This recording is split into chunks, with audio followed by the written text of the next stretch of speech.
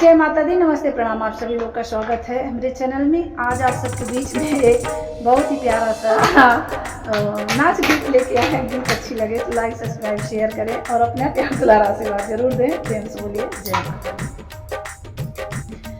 बाहे पूरी बाई आजा कोर मारे लाए जी, बाहे पूरी बाई आजा कोर मारे ला, मुखे मोड़ के ये सासू जी दुआरे सोवेला, मुखे मोड़ के ये सासू जी दुआरे सोवेला।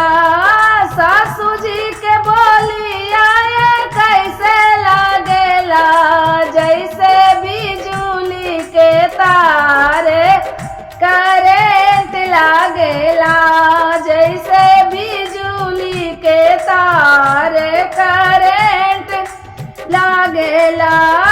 बाहे पूरी बाई आजा कर मारेला ये जी, बाहे पूरी बाई आजा कर मारेला, मुखे मोड़ के ये सासू जी दुआरे सोवेला, मुखे मोड़ के ये सासू जी दुआरे सोवेला।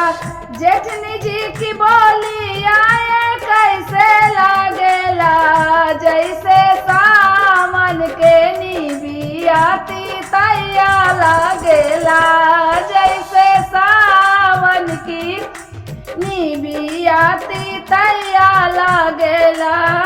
बाहे पूरी बाई आजा कर मारेला ये जी, बाहे पूरी बाई आजा कर मारेला, मुखे मोड़ के ये सासू जी दुआरे सोवेला, मुखे मोड़ के ये सासू जी दुआरे सोवेला।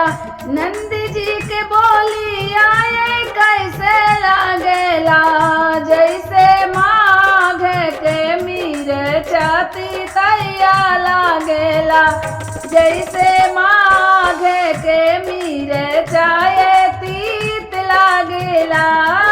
बाहे पूरी बाई आजा कर मारेला ए जी, बाहे पूरी बाई आजा कर मारेला, मुखे मोड़ के ये सासू जी दुआरे सोवेला, मुखे मोड़ के ये सासू जी